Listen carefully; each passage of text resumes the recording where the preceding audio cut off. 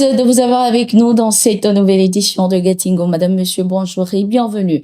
Y aurait-il une tension entre le Burkina Faso et le Sénégal? Cette question alimente les débats depuis la manifestation organisée par Amnesty International à Dakar ce 21 juin pour dénoncer les violations de la liberté de la presse et des droits de l'homme au Burkina Faso. Même si le gouvernement sénégalais a indiqué dans un communiqué ne pas être impliqué dans cette manifestation, plusieurs personnes restent encore sceptiques. Selon le professeur Franklin Yamsiwa Cameroun, cette manifestation à Dakar a été bien autorisée par les autorités sénégalaises. Nous écoutons son analyse. Dakar dit soutenir le peuple burkinabé, alors que les manifestants d'Amnesty International à Dakar ne se sont pas attaqués au peuple burkinabé. Ce n'était pas une manifestation contre le peuple burkinabé. La manifestation de Dakar était une manifestation contre les autorités du Burkina Faso. D'où je déduis du communiqué sénégalais que Bassirou Diomaye Faye et Sonko décident de soutenir ce qu'ils appellent le peuple du Burkina Faso contre les autorités du Burkina Faso. Oui ou non? Mais je reprends mon raisonnement. Dans cette affaire, ce n'est pas compliqué. Allez chercher les éléments de la manifestation qui s'est tenue à Dakar, à l'initiative d'Amnesty International, antenne sénégalaise. Cette manifestation qui s'est tenue à Dakar n'était pas une manifestation contre le peuple burkinabé.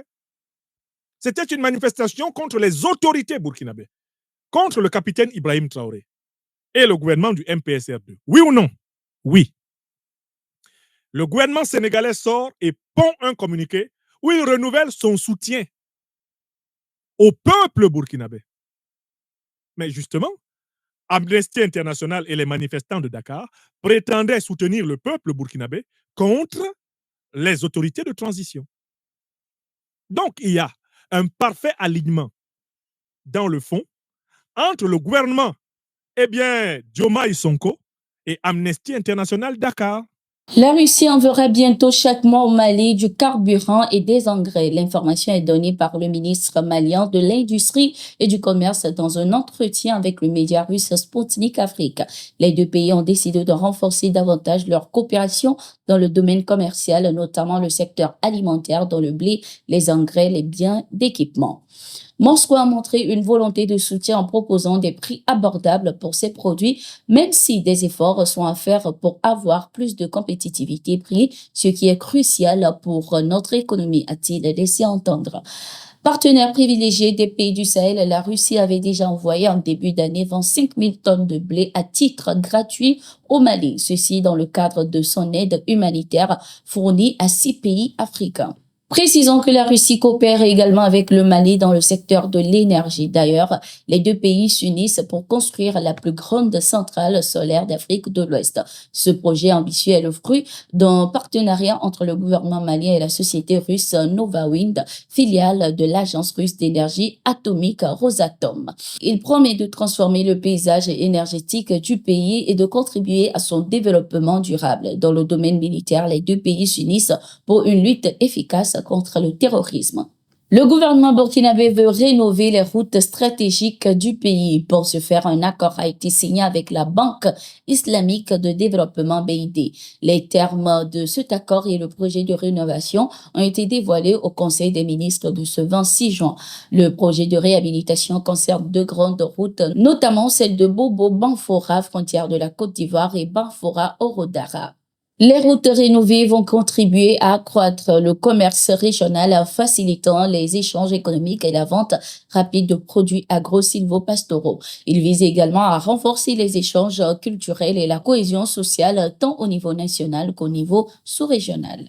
En Guinée-Conakry, le verdict du procès sur les massacres du 28 septembre 2009 est attendu le 31 juillet 2024. Après plusieurs mois de débats, de plaidoiries et réquisitions, le tribunal jugeant 12 anciens responsables militaires et gouvernementaux au procès a décidé de mettre ce 26 juin son jugement en délibéré au 31 juillet, date à laquelle les accusés, dont le président de transition Dadi Moussa Camara, son aide de de camp Aboubakar Sidiki, Diakité, dit Toumba et plusieurs de ses ministres seront fixés sur leur sort. Les plaidoiries dans ce procès historique ont pris fin ce 26 juin 2024 devant le tribunal criminel de Conakry. Les avocats de la défense ont été les derniers à intervenir. Les avocats de Dadis Camara, président de transition au moment de la commission de ce massacre, et du commandant Aboubakar Sidiki Diakité alias Toumba, ex-aide de camp de Dadis Camara, ont demandé l'acquittement pour leurs clients qu'ils considèrent comme innocents. Le procureur avait déjà requis fin mai la réclusion criminelle à perpétuité contre Moussa Dadis Camara et 6 autres accusés, ainsi que la requalification des faits en crime contre l'humanité. Notons que le 28 septembre 2009, des centaines de personnes ont été tuées par balles au couteau, à la machette et des centaines blessées dans la répression d'un rassemblement de l'opposition dans un stade de Conakry. Plus de 150 personnes ont été tuées et au moins 109 femmes ont été violées selon le rapport d'une commission d'enquête internationale mandatée par l'Organisation des Nations Unies.